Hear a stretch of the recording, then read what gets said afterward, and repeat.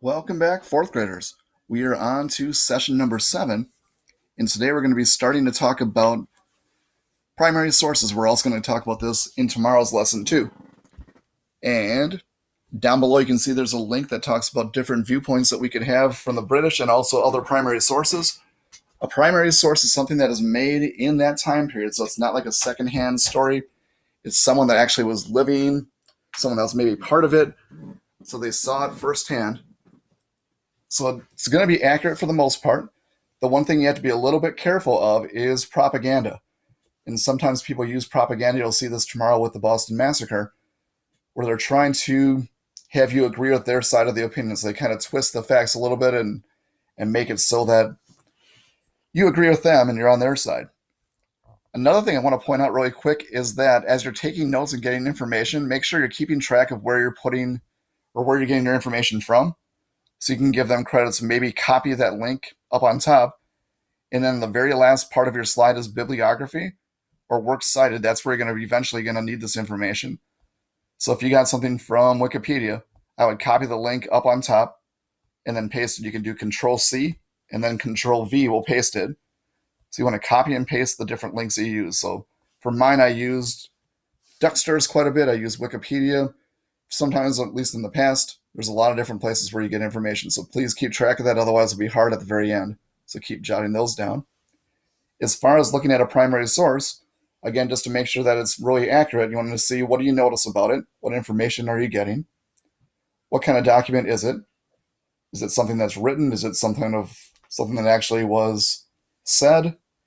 Or is it like a picture or an engraving of some kind? Who created it? So that's important to know which side they're going to be on. A lot of times they're going to be on one side or the other. They might not be impartial. When and where was it made? And why was it created? That's another big thing. So number 5, talking about why it's created is really important because sometimes people are making it just to change other people's point of view or their opinion on things, trying to get people on their side. If we jump down to today is very much what you did yesterday. So you're going to do 5 more interesting facts about your person or your event. So I wrote down some more facts, and again, I even had an additional page besides this one talking about Benjamin Franklin.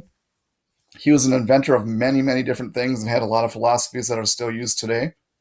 Some of the things he invented are bifocals, which is a type of glasses. The odometer, which is a mileage counter that you have on your cars. It tells you that your car has driven 75,000 miles. A Franklin stove. I think a lot of us know that he proved that lightning is a source of electricity. He was the first postmaster general in the U.S. He was the first one kind of to establish a post office. He was a president of Pennsylvania, which would be like a governor today. He learned a lot about slavery throughout his process in his life. He got his first slave. He purchased his first slave in 1748. But by the time he reached 1760, he let all of his slaves become free. So he realized that slavery was wrong and changed his mind on that. And I think another thing that was kind of interesting, going back to his different items that he didn't patent any of his inventions so that people could use them for free. So anything that he made and invented, he wanted people to use them. He was a very kind person who was very intelligent and he wanted to give back to people, which was pretty amazing. So good luck again writing down more of your interesting facts about your person or your event.